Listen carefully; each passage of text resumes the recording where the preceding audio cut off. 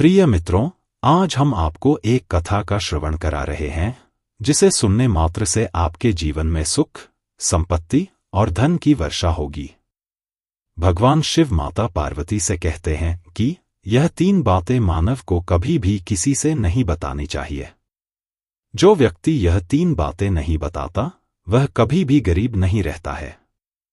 फिर माता पार्वती कहती हैं, हे प्राणनाथ, वह कौन सी 3 बातें हैं जिन्हें जान लेने से मानव को कभी भी दुखों का सामना नहीं करना पड़ेगा। तब भगवान शिव कहते हैं, हे देवी, आज मैं पृथ्वी लोक पर एक सन्यासी का रूप धारण करके यह 3 बातें बताने जा रहा हूं। कृपया आप इस कहानी को ध्यान से सुने। अगर आप यह कथा सुन रहे हैं तो कृपया इसे पूरा सुने। इस कथा को आधा अधूरा छोड़कर जाने की गलती न करें, क्योंकि इस पवित्र कथा को पूरा सुनने से मनचाहा फल प्राप्त होगा। इसलिए इस कथा को पूरा सुने। अगर आप शिव जी के सच्चे भक्त हैं तो हमारे चैनल को सब्सक्राइब करके इस वीडियो को लाइक भी जरूर करें और कमेंट में हर हर महादेव अवश्य लिखें। तो चलिए इस प्यारी सी कहानी को श्रवण करते हैं। प्राचीन समय की बात है, एक नगर में एक धनवान सेठ रहता था। उसके घर में किसी चीज की कोई कमी नहीं थी और उसका व्यापार बहुत अच्छा चल रहा था।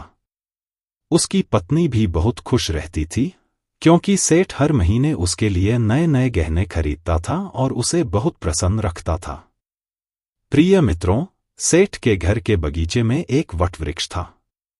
उस वटवृक्ष के नीचे एक सन्यासी अपना आसन बिछाकर ध्यान किया करते थे।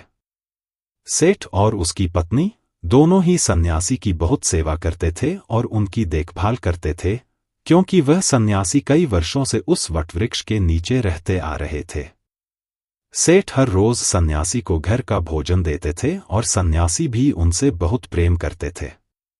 भगवान शिव, जो उस सन्यासी का रूप धारण किए हुए थे, बहुत खुश थे, क्योंकि उन्हें कहीं और जाने की जरूरत नहीं थी। सेठ और उसकी पत्नी उन्हें हर दिन स्वादिष्ट भोजन खिलाते थे। प्रिय मित्रों, सेठ की पत्नी बहुत ही सरल और भोली स्वभाव की थी। उसकी आदत थी कि वह घर की हर बात बाहर वालों को बता देती थी। एक दिन सेठ की पत्नी ने अपने पति से पूछा, पियाजी, आपका व्यापार कैसा चल रहा है? आप इतने मुनाफा कैसे कमा लेते हैं? मित्रों, अपनी पत्नी का ऐसा सवाल सुनकर सेठ ने सारी बातें बता दी। सेठ ने कहा, प्रिय, मैं अनाज का व्यापार करता हूं। मैं चंबल की घाटी से अनाज खरीदता हूं और उसे महंगे दामों पर बेचता हूं। प्रिय मित्रों, अपने पति की यह बात जानकर सेठानी बहुत प्रसन्न हुई और उसने सोचा कि मेरे पति बहुत बुद्धिमान हैं। यह बात तो सभी नगरवासियों को पता होनी चाहिए। इसके बाद सेठानी ने पूरे नगर में यह बात फैला दी कि उनके पति किस तरह पैसा कमाते हैं। मित्रों, अब क्या था? नगर के कुछ लोगों को जब यह पता चला कि सेठ किस प्रकार धन अर्जित करता है, तो उन्होंने भी अनाज का व्यापार करना शुरू कर दिया। नगर में बहुत से लोग अनाज का व्यापार करने लगे। अब सेठ, जो पहले कम दामों पर अनाज खरीदता था, वही अनाज महंगे दामों पर खरीदने लगा।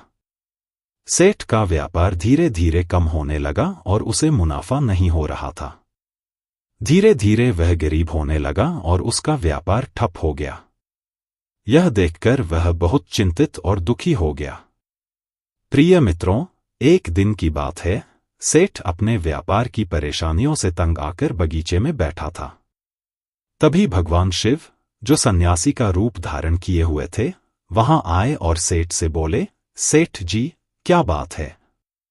आज आप कुछ परेशान लग रहे हैं। तब सेठ ने कहा, हे संत महात्मा, मेरा व्यापार बहुत मंदा चल रहा है। मुनाफा बहुत कम हो गया है और नगर के बहुत से लोगों ने अनाज का व्यापार शुरू कर दिया है, जिससे मेरा धंधा ठप हो रहा है। भगवान शिव, जो सन्यासी थे, सेठ की बातें सुनकर बोले, सेठ जी, क्या आपने किसी को यह बताया था कि आप किस प्रकार धन कमाते हैं और अपना व्यापार कैसे चलाते हैं? तब सेठ ने कहा, हाँ संत महात्मा, मैंने अपनी पत्नी को सारी बातें बता दी थीं।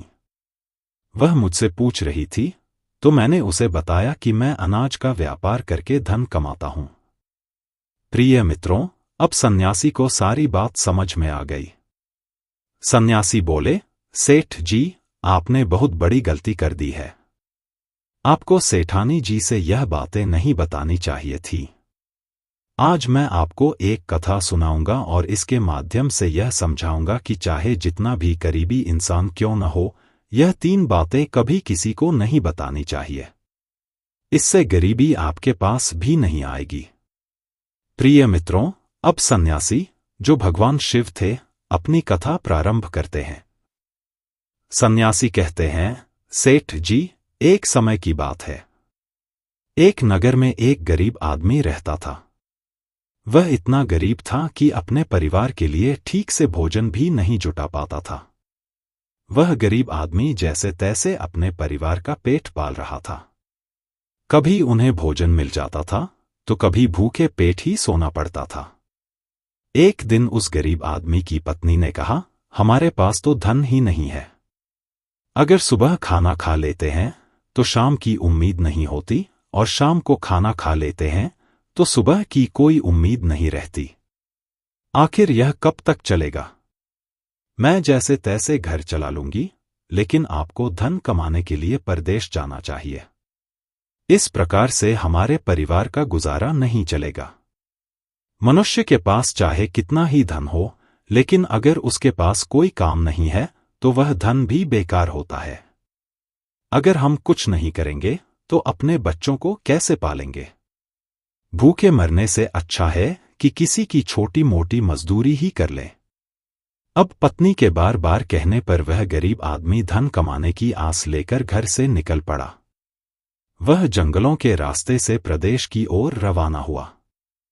चलते चलते वह एक जंगल में पहुंच गया। दूर की यात्रा तय करते करते वह बेचारा थक चुका था। तभी उसने देखा कि आगे एक छायादार बरगद का पेड़ है। उस पेड़ की लंबी लंबी शाखाएं थीं और उसकी जड़ें जमीन को छू रही थीं। शीतल छाया देखकर वह बेचारा गरीब आदमी उस पेड़ के नीचे बैठकर आराम करने लगा। प्रिय मित्रों, सन्यासी आगे कहते हैं, वह गरीब आदमी उस बरगद के पेड़ के नीचे आराम से लेटा हुआ था। तभी उसने देखा कि कहीं से एक सांप आया और वह सांप उसी पेड़ पर चढ़ गया। गरीब आदमी उस सांप को गौर से देख रहा था और सोचने लगा कि यह सांप इस बरगद पर क्यों चढ़ रहा है और अब क्या करेगा। तभी उसने देखा कि उस पेड़ की डाल पर तोता और मैना का घोंसला था, जिसमें उनके बच्चे थे। सांप को देखकर तोता और मैना के बच्चे डर के मारे चिल्लाने लगे। गरीब आदमी ने यह देखकर तुरंत समझ लिया कि यह दुष्ट सांप इन बच्चों को खाने के लिए आया है। उसने सोचा, मैंने इन बच्चों को देख लिया है। अगर अब मैं इन्हें नहीं बचाऊंगा तो मुझे बहुत पाप लगेगा। बच्चे चाहे इंसान के हों या किसी पक्षी के, उनकी रक्षा हमेशा करनी चाहिए। उधर सांप उन बच्चों के पास पहुंच जाता है।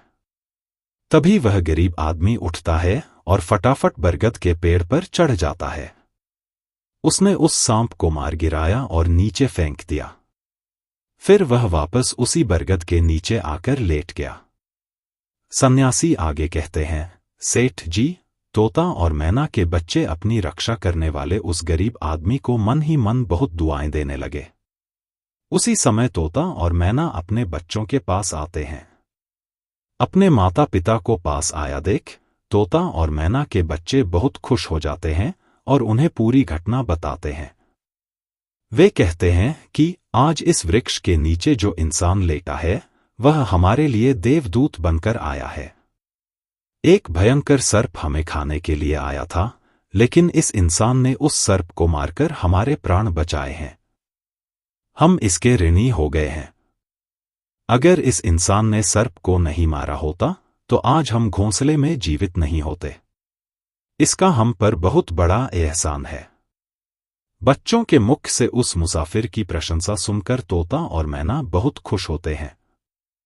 फिर तोता और मैना उस गरीब आदमी के पास जाते हैं और कहते हैं, हे मनुष्य, तुमने आज हमारे बच्चों की जान बचाकर हमें अपना ऋणी बना लिया है।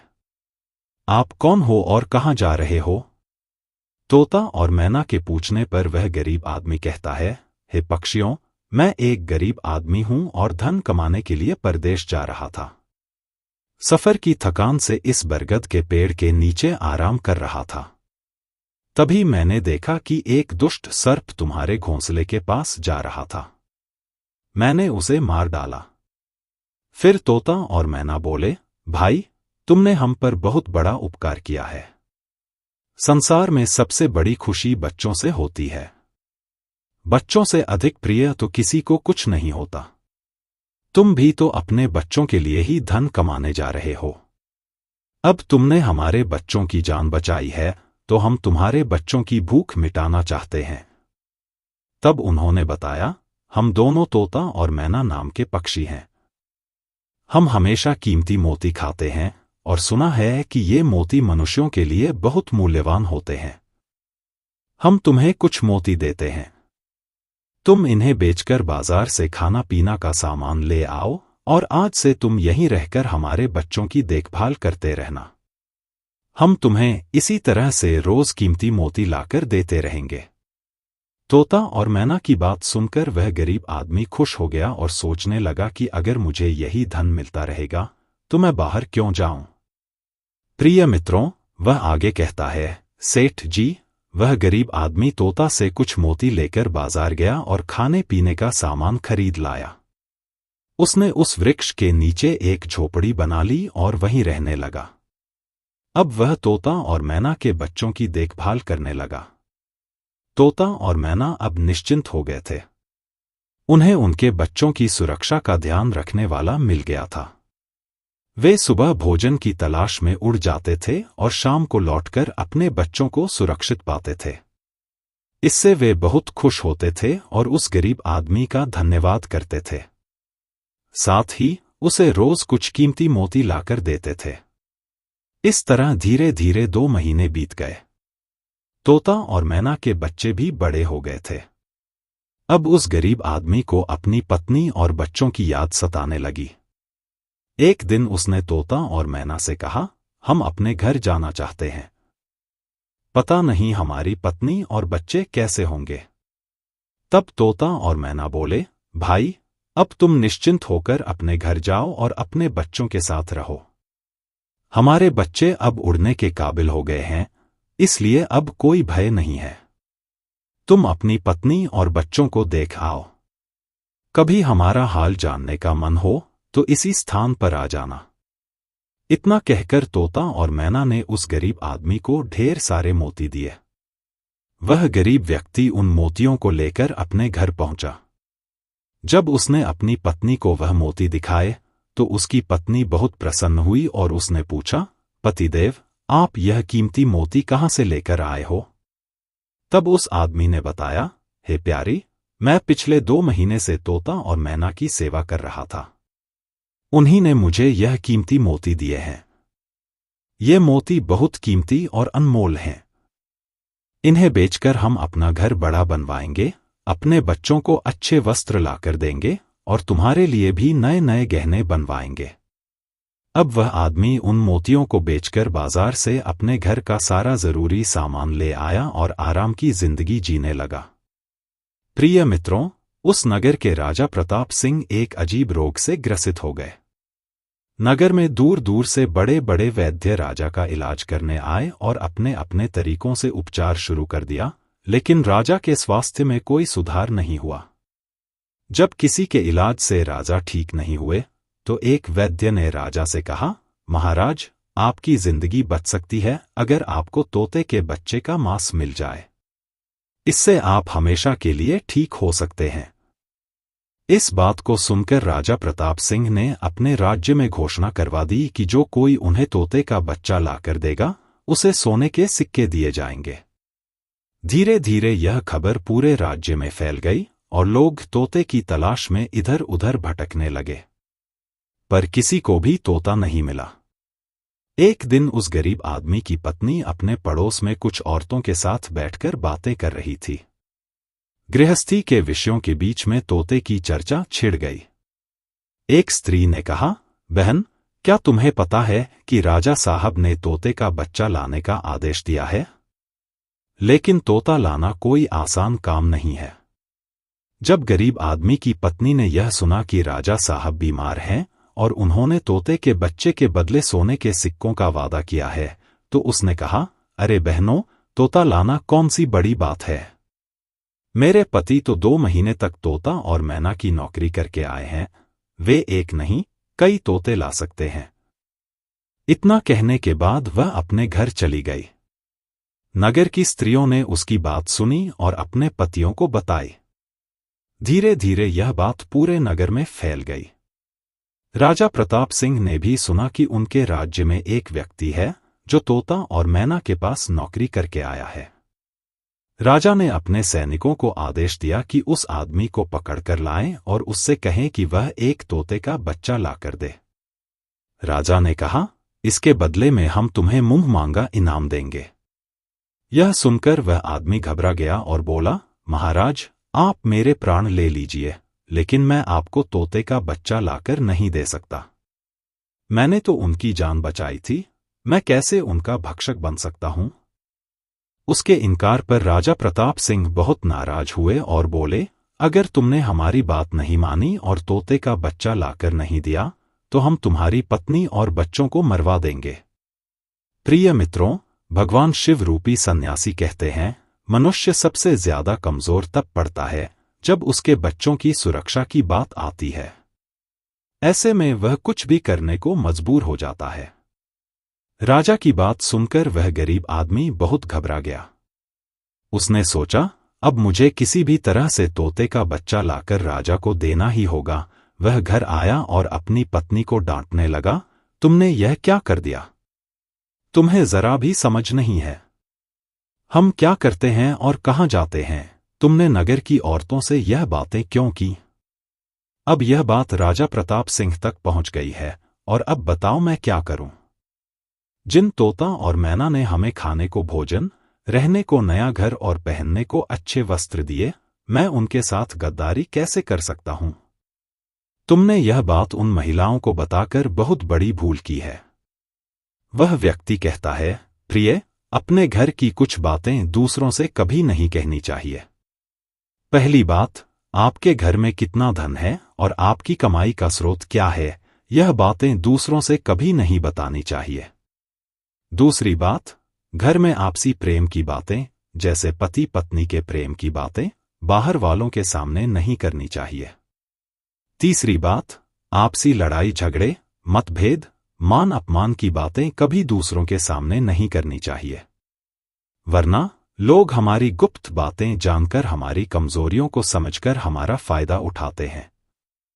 चौथी बात, अपनी कमजोरियों को दूसरों के सामने न बताएं और अपनी उन्नति का राज किसी को न बताएं। जिन बातों को कहने से आपके परिवार पर दुख आ सकता है, वे बातें कभी बाहर नहीं करनी चाहिए। खासकर उन बातों को अपनी पत्नी से न कहें जिनसे घर की मान प्रतिष्ठा नष्ट होती हो, परिवार पर संकट आता हो, किसी की जान जाती हो, परिवार में फूट पड़ती हो या आपके रिश्ते खराब होते हो। कहते हैं कि स्त्रियों के पेट में इस तरह की बातें नहीं रखनी चाहिए।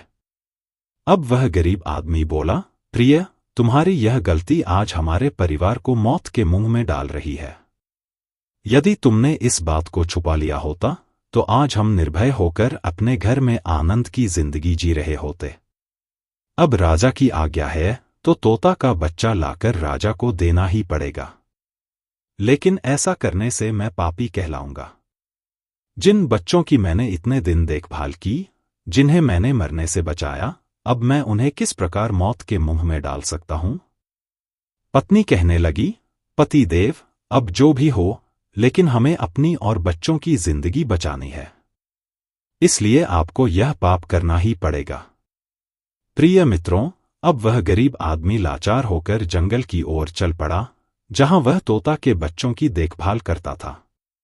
उधर जब तोता और मैना और उनके बच्चों ने उस गरीब आदमी को अपने पास आते हुए देखा, तो वे बड़े खुश होने लगे। अपने बच्चों को अत्यंत खुश देखकर तोता और मैना कहने लगे, अरे बच्चों, तुम इतने खुश क्यों हो रहे हो? वह तो तुम में से किसी एक को लेने आ रहा है। तुम में से कौन है जो आज उसके साथ जाकर उसकी और उसके बच्चों की जान बचाएगा? फिर तोता कहता है, बच्चों, लेकिन एक बात याद रखना, तुम में से जो भी उसके साथ जाएगा वह कभी लौटकर नहीं आएगा। वह नगर के राजा का भोजन बन जाएगा। प्रिय श्रद्धालु, तब तोता के बच्चों ने पूछा, आप ऐसा क्यों कह रहे हैं? तोता बताता है, बच्चों, यहाँ का राजा बीमार पड़ गया है और वैद्य ने उसे तोता के बच्चे का मांस खाने को कहा है। इसलिए तुम में से कोई उसके साथ जाने के लिए आया है। यदि तुम में से कोई जाने को तैयार है तो वह जा सकता है। तभी उनमें से एक बच्चा कहने लगा, हे माता पिता, उस आदमी ने ही हम सबकी जिंदगी बचाई है और आज वह आदमी बहुत बड़ी मुसीबत में है। ऐसे में हमें भी उसकी मदद करनी चाहिए, चाहे हमारी जान ही क्यों न चली जाए, लेकिन हम उसके साथ जरूर जाएंगे। उधर वह आदमी उस बरगद के वृक्ष के नीचे आता है और तोता मैना से अपना दुख बताता है। तब तोता मैना कहते हैं, हे भाई, तुम चिंता न करो, हमारे बच्चे तुम्हारे साथ जाने के लिए तैयार हैं। तुम इनमें से किसी एक को ले जाओ। मित्रों, अब वह गरीब आदमी उनमें से एक तोता के बच्चे को लेकर लौट जाता है और राजा को ले जाकर दे देता है। राजा उस तोते के बच्चे को एक पिंजरे में बंद करता है और अपने नौकर को रखने के लिए कहता है। राजा कहता है कि हम इसे सुबह निकालेंगे और फिर इसके मांस को खा जाएंगे। प्रिय मित्रों, अब क्या होता है कि राजा प्रताप सिंह का एक बेटा था जो पशु पक्षियों से बहुत प्रेम करता था। उसे यह नहीं पता था कि यह तोता उसके पिता के खाने के लिए लाया गया है। वह अपने मित्रों के साथ उसी जगह पर खेल रहा था जहां तोते का बच्चा पिंजरे में कैद था। राजकुमार ने जब एक सुंदर तोते को पिंजरे में बंद देखा तो वह उसके साथ खेलने लगा। तभी राजकुमार का एक मित्र कहता है, मित्र, तुम इस पक्षी को बाहर निकालो। यह कितना सुंदर तोता है। पिंजरे में इसका रहना बिल्कुल सही नहीं है। हम इसे आजाद कर देते हैं। अपने मित्र की बातें सुनने के बाद राजकुमार ने उस तोते के बच्चे को पिंजरे से बाहर निकाल दिया। जैसे ही वह पिंजरा खोलता है, तोता का बच्चा आकाश में उड़ जाता है। धीरे धीरे यह बात राजा तक पहुंची कि आपके राजकुमार ने उस तोते को छोड़ दिया है। अब आपके प्राण बचाना बड़ा ही मुश्किल है। यह सुनकर राजा को बहुत गुस्सा आया। उन्होंने तुरंत राजकुमार को बुलाया और गुस्से में कहा, अरे नादान पुत्र, तूने उस तोते के बच्चे को क्यों छोड़ दिया? राजकुमार बहुत घबरा गया और बोला, पिताजी, मुझे क्या पता था कि वह उड़ जाएगा। मैं तो उसके साथ खेलना चाहता था। अपने पुत्र की बात सुनकर राजा को और भी गुस्सा आया। उन्होंने उसे नगर से निकालने का आदेश दे दिया। प्रिय श्रद्धालु, अब राजा के सैनिक राजकुमार को नगर की सीमा से बाहर छोड़ देते हैं। उधर वह तोते का बच्चा उड़कर अपने माता पिता के पास पहुंचता है और उन्हें सारी बात बताता है कि राजा के बेटे ने उसे आजाद कर दिया है। तोता और मैना ने जब अपने बच्चे को देखा तो कहा, पुत्र, राजा के बेटे ने तुम्हें तो आजाद कर दिया, लेकिन वह खुद संकट में फंस गया है। उसके दुष्ट पिता ने उसे नगर से बाहर निकाल दिया है। अब उसकी जिंदगी की जिम्मेदारी तुम्हारे ऊपर है। तुम जाओ और उसकी मदद करो। प्रिय मित्रों, तोता राजकुमार की मदद करने के लिए उसके पास पहुंच जाता है। राजकुमार उसे देखते ही पहचान लेता है। यह तो वही पक्षी है जिसे मैंने पिंजरे से आजाद किया था। राजकुमार कहता है, तुम्हारी वजह से मुझे मेरे पिता ने नगर से निकाल दिया है। अब तुम ही बताओ, मैं क्या करूं? कहां जाऊं? तोता कहता है, मित्र, तुम चिंता मत करो। तुमने मेरी जान बचाई थी, इसलिए मैं तुम्हारी मदद करने आया हूं। दुख सुख में अब मैं तुम्हारे साथ ही रहूंगा। मित्रों, अब राजकुमार खुश हो जाता है क्योंकि उसे कम से कम एक साथी तो मिल ही गया था। अब तोता और राजकुमार दोनों एक दूसरे नगर में घूमने लगते हैं। चलते चलते वे दोनों एक सुंदर बगीचे में पहुंच जाते हैं। उसी बीच में वहां के राजा की पुत्री भी अपनी सहेलियों के साथ घूमने आया करती थी। उस राज्य के राजा की कन्या का नाम रूपमती था। राजकुमारी रूपमती बहुत ही सुंदर थी और उसकी खूबसूरती की चर्चा पूरे नगर में होती थी। राजकुमार और तोता उस बगीचे में बैठे हुए थे। तभी वहां राजा की कन्या रूपमती अपनी सहेलियों के साथ बगीचे में घूमने आती है। राजकुमारी को देखकर राजकुमार के पीछे छुप जाता है और तोता राजकुमारी के सामने पहुंच जाता है। राजकुमारी उस सुंदर तोता को देखकर मोहित हो जाती है। वह उसे पकड़ना चाहती है, लेकिन तोता उसकी पकड़ में नहीं आता। यहां राजकुमार राजकुमारी रूपमती की सुंदरता पर मोहित हो जाता है। प्रिय मित्रों, कुछ समय बगीचे में टहलने के बाद राजकुमारी अपने महल में लौट जाती है। राजकुमार पूरी तरह से राजकुमारी पर मोहित हो गया था। अब तो उसे एक पल भी अच्छा नहीं लग रहा था। तब तोता ने कहा, मित्र, तुम चिंता मत करो। तुम जिसे चाहने लगे हो, मैं तुम्हें उससे मिलवा दूंगा। राजकुमार बोला, मित्र, तुम मुझे किसी भी तरह उस राजकुमारी से मिला दो। मैं उसके बिना अब रह नहीं पाऊंगा। तोता बोला, मित्र, तुम मुझ पर भरोसा रखो।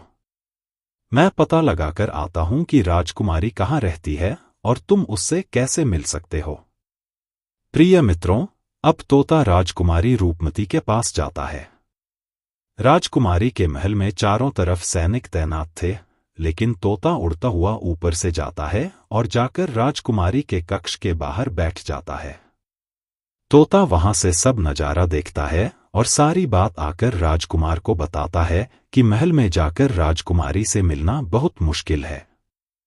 तोता कहता है, तुम एक काम करो, अपना रुमाल मुझे दे दो। मैं तुम्हारा रुमाल आज राजकुमारी के पास पहुंचा दूंगा और उसकी चुनरी ले आऊंगा। प्रिय मित्रों, अब रात में तोता राजकुमार का रुमाल लेकर राजकुमारी के पास रखाता है और राजकुमारी की चुनरी साथ ले जाता है। सुबह जब राजकुमारी रूपमती जागती है तो देखती है कि उसकी चुनरी गायब है और उसके पास एक रुमाल रखा हुआ है। राजकुमारी तुरंत समझ जाती है कि रात में कोई पुरुष उसके कक्ष में आया था। उसने देखा कि उसकी चुनरी गायब है और उसकी जगह किसी पुरुष का रुमाल रखा हुआ है। राजकुमारी बहुत व्याकुल हो जाती है और अपने सभी सिपाहियों को सावधान कर देती है। वह सिपाहियों से पूछती है कि रात में उसके पास कौन आया था, लेकिन किसी के पास कोई जवाब नहीं होता। अब राजकुमारी के कक्ष की सुरक्षा और बढ़ा दी जाती है। प्रिय मित्रों, अगली रात फिर से तोता राजकुमारी के कक्ष में जाता है और अपने मित्र द्वारा लिखी हुई चिट्ठी को राजकुमारी के पास रख आता है। अगले दिन जब राजकुमारी जागती है और चिट्ठी पढ़ती है तो उसमें लिखा होता है, राजकुमारी, मैंने जब से तुम्हें देखा है तब से मैं तुम्हारा हो गया हूं। मैं तुमसे विवाह करना चाहता हूं। अगर तुम्हें मुझसे मिलना है तो तुम अपने बगीचे में आ जाना। मैं तुम्हें वहां मिल जाऊंगा। अब राजकुमारी अपनी सहेलियों को लेकर बगीचे में जाती है, लेकिन वहां उसे कोई पुरुष नजर नहीं आता। वहां तो सिर्फ वही तोता घूम रहा होता है जिसे उसने उस दिन देखा था।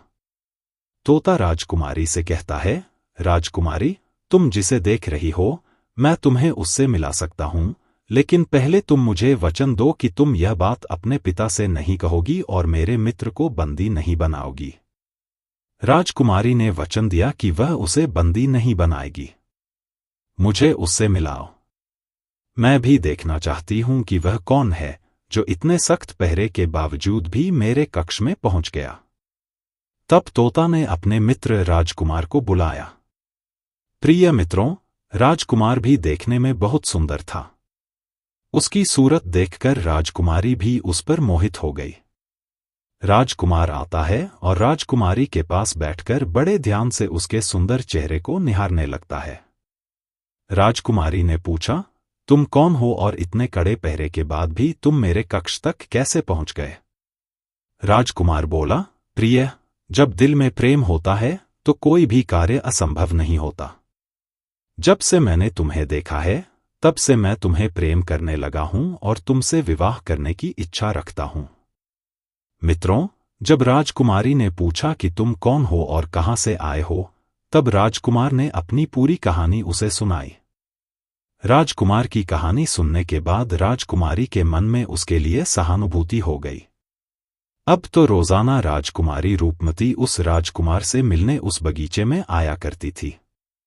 एक दिन राजकुमारी ने कहा, राजकुमार, मेरे पिता तुम्हारे साथ मेरा विवाह कभी नहीं करेंगे, इसलिए मैं तुम्हारे साथ भाग चलती हूं और कहीं दूसरी जगह जाकर हम अपना विवाह कर लेंगे और आनंदपूर्वक रहेंगे। प्रिय मित्रों, अब वही होता है। राजकुमारी उस राजकुमार के साथ घोड़े पर सवार होकर भाग जाती है। काफी दूर जाने के बाद वे एक झोपड़ी बनाते हैं और विवाह करके दोनों साथ रहने लगते हैं। दोनों को रहते रहते बहुत समय बीत जाता है और वह तोता भी उन्हीं के साथ रहता है। प्रिय मित्रों, भगवान शिव रूपी सेठ जी उस राजकुमार की झोपड़ी में किसी तरह आग लग जाती है। उसी आग को बुझाने के चक्कर में उस तोते का एक पंख जल जाता है। तब तोते ने कहा, देखो मित्र, अब आप अपने घर चले जाएं। अब आपके पिता का गुस्सा भी शांत हो चुका होगा। जब वह आपको अपनी बहू के साथ देखेंगे तो वह आपको माफ कर देंगे। मेरा तो एक पंख जल गया है, मैं अब उड़ नहीं सकता, इसलिए मैं कुछ दिन तक यही रहकर अपने ठीक होने का इंतजार करता हूं। जब मेरा पंख दोबारा उग जाएगा तो मैं आपसे मिलने के लिए जरूर आऊंगा। प्रिय श्रद्धालु, इस प्रकार वह दोनों राजकुमार और उसकी पत्नी अपने नगर के लिए चल देते हैं। चलते चलते रास्ते में एक नदी पड़ती है। उस नदी पर एक नाविक नाव चलाता था। राजकुमार अपनी पत्नी को लेकर नाव में बैठ जाता है। जैसे ही नाव नदी के बीच में पहुंचती है तो राजकुमार देखता है कि एक चूहा बार बार नाव पर चढ़कर आता है, लेकिन वह नाविक उसे हटाकर नदी में गिरा देता है। कई बार उस चूहे को नाविक ने हटा दिया। तब राजकुमार कहने लगा, अरे, यह बेचारा इस प्रकार से जल में डूबकर मर जाएगा। यह अपने प्राणों की रक्षा करने के लिए इस नाव पर चढ़ रहा है, इसे चढ़ जाने दो। जब राजकुमार ने नाविक से कहा कि आप इस चूहे को चढ़ जाने दें, तो नाविक ने उस चूहे को अपनी नाव पर चढ़ जाने दिया। जैसे ही चूहा नाव के अंदर गया, वह अंदर जाकर छिप गया। थोड़ी देर बाद उन्होंने देखा कि नाव के अंदर धीरे धीरे पानी आने लगा। प्रिय मित्रों, उसी चूहे ने नाव को काटकर उसमें छेद कर दिया था, जिससे नाव में पानी भरने लगा। जब नाव में पानी बढ़ने लगा तो नाव पानी में डूबने लगी। धीरे धीरे जब नाव पूरी तरह डूब गई तो उसी समय राजकुमारी और राजकुमार पानी में बहने लगे। पानी के बहाव से राजकुमार बहुत दूर पहुंच गया और राजकुमारी रूपमती भी उसी पानी में बहती हुई राजा के बगीचे में जा पहुंची। बगीचे में रहने वाला माली जब राजकुमारी को बेहोश अवस्था में नदी के किनारे पड़ा देखता है तो वह जाकर राजा को यह खबर देता है। राजा जब सुंदर लड़की को देखता है तो वह उस पर मोहित हो जाता है और सुंदर राजकुमारी को देखकर उसे अपने महल में ले आता है और राज्य वैद्य से उसका इलाज करवाता है। मित्रों, कुछ दिन बीतने के बाद जब राजकुमारी ठीक हो जाती है तो एक दिन वह देखती है कि राजा उसके करीब खड़ा है। राजा ने पहले ही राजकुमारी रूपमती के चेहरे को निहार रखा था। अब वह राजकुमारी से विवाह करना चाहता था। राजा कहने लगा, हे राजकुमारी, तुम्हारा भी इस दुनिया में कोई नहीं है। अब तुम हमारी पत्नी बन जाओ, तुम हमारी रानी बन जाओ और हमारे महलों में बड़े आराम के साथ रहो। प्रिय श्रद्धालु, राजकुमारी रूपमती बहुत ही बुद्धिमान थी। उसने अपने मन में विचार किया कि यदि वह इस समय राजा को विवाह करने से मना करती है तो राजा उसके साथ जबरदस्ती करेगा। इसलिए उसने राजा से कुछ दिनों के लिए समय मांग लिया। रूपमती बोली, राजा साहब, थोड़े दिन ठहर जाओ, उसके बाद मैं तुमसे विवाह कर लूंगी। अब राजकुमारी उसी राजा के महल में रहने लगी और गरीब असहाय लोगों को भोजन करवाने लगी। मित्रों, उधर अब क्या होता है? उसका जो पति था, राजकुमार, जो पानी में बह गया था, वह बेचारा मुसीबत का मारा हुआ इधर उधर घूमता हुआ उसी जगह पर भोजन की तलाश में पहुंच जाता है, जहां राजकुमारी गरीबों को भोजन कराती थी। वहीं राजकुमार भी पहुंच गया। राजकुमारी ने उसे देखते ही पहचान लिया और उसकी आंखों में आंसू आ गए। राजकुमारी ने राजकुमार को एकांत में बुलाया और सारी बात बताई। उसने कहा, हे स्वामी, आप यहां आराम से रहिए और इसी राजा की नौकरी कीजिए। जब हमें मौका मिलेगा तब हम यहां से भाग चलेंगे।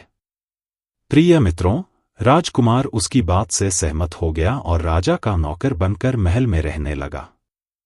वह राजकुमारी रूपमती की सहायता करने लगा और गरीबों को भोजन परोसने लगा। लेकिन राजा को यह नहीं पता था कि राजकुमार उसका पति है। राजा तो उसे अपना नौकर समझता था। प्रिय श्रद्धालु, इस प्रकार राजकुमारी रूपमती राजकुमार के साथ पक्षियों को दाना जगाती थी। एक दिन वही तोता राजकुमारी के यहाँ दाना चुगने आया। अब उसके नए पंख निकल आए थे।